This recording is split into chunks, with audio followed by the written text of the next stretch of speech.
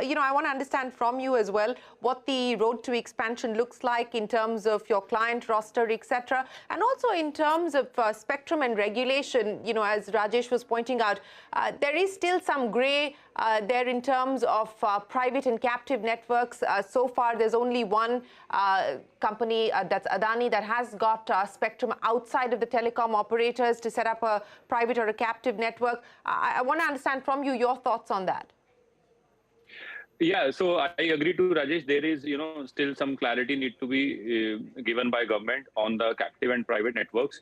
But they have already enabled us through the service providers, like we are working with BSNL in that. So we are going to use their spectrum to provide private and captive, services. So we are looking, in fact, because in like US, in other countries, private spectrum is completely separate. Even you need not to go to the service providers. So the government can enable us also, or enable all the industries, so they can apply for the spectrum and they can use as per their requirement. So, but still, we already, we have already started our POC. The spectrum is testing spectrum has been allotted to us from DOT. And we are looking forward to work and do some commercial deployment starting from January on BSNL spectrum till the time private spectrum is not allowed to every end point or every end industries. And the roadmap is very interesting. To be very honest, it was like from 10 years we are in telco. It was never, like that before. From last 1 year, that kind of traction we have seen, and the IMC was also a great success for us, grand success for us also, because every minister, every ministry, everyone came there and tried to understand all the use cases for like agriculture, mines, so that way we see a lot of potential. We have already more than 100 requirements to start our trials and POCs in multiple industries. We are looking forward for that. We have a lot in hand. So now we just need to align to the requirements. So there are multiple, use cases in every industry. This private 5G or private LT is required.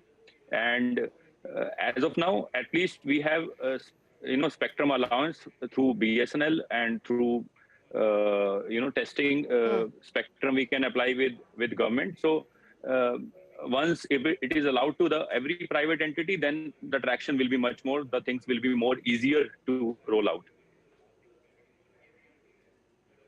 Yeah, we are still waiting to hear from the government on private networks. But let me go back and understand from Anant what the future looks like as far as Tweek is concerned for these customizable suits. Anant, you're talking about a big global opportunity, but how long before we actually, what's the runway looking like for you at this point in time before you actually head in that direction? Yeah, I think like this is not very far away from our point of view. I think in general, there is going to be, the world is going to turn out to be smarter. And this is something that's inevitably going to happen because of the infrastructure that the whole world is kind of building in terms of technology.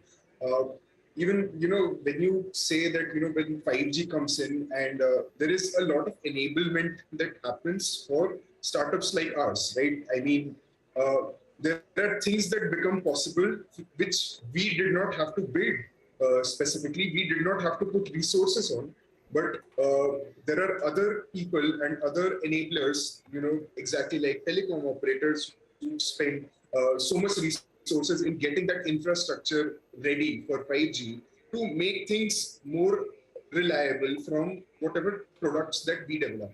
Of course, startups like ours will go and solve those kind of niche problems. Let's say, creating a manufacturing pipeline for apparel with wires embedded in them and sensors embedded in them, which is, again, a niche hard problem to solve, but there is a larger, a much more expensive problem to solve that enables these sensors to then communicate to the cloud, which is then again something that you use existing technology to kind of connect with.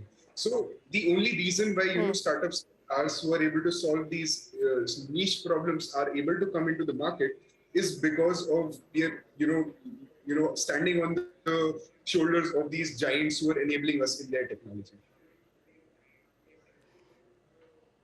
Okay, well, you believe that the world is going to be smarter. I hope it's not going to just be tech smart. I hope we are going to see people make more rational decisions, more empathetic decisions as well. But Aakrit, let me come back to you now. You are part, of course, of the Geo platforms now.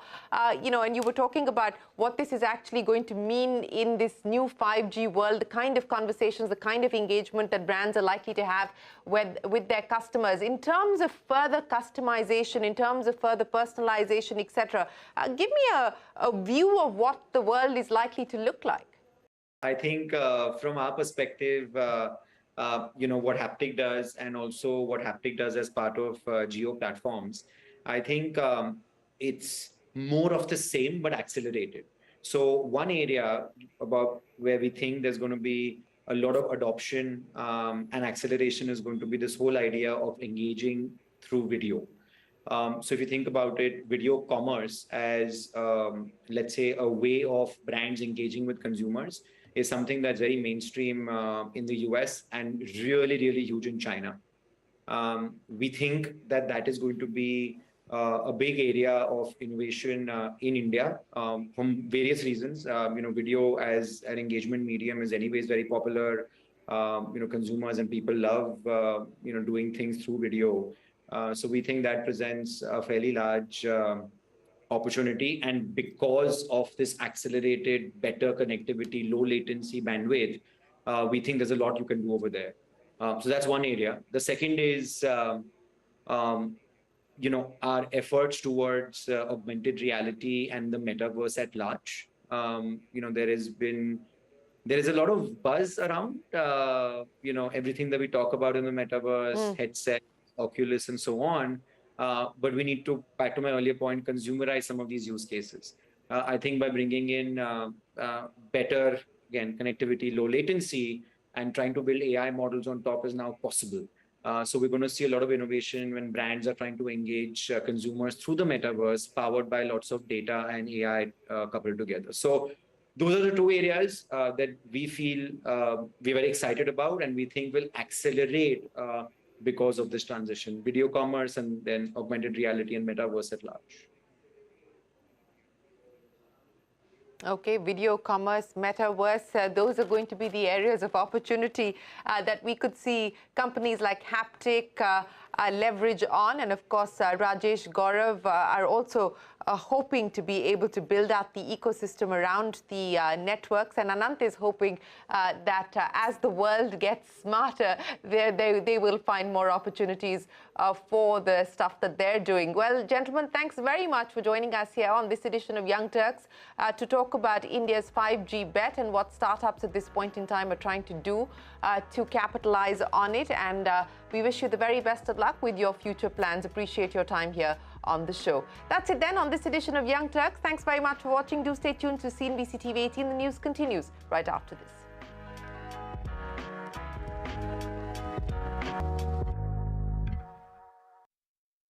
With the historic launch of 5G services at the 6th India Mobile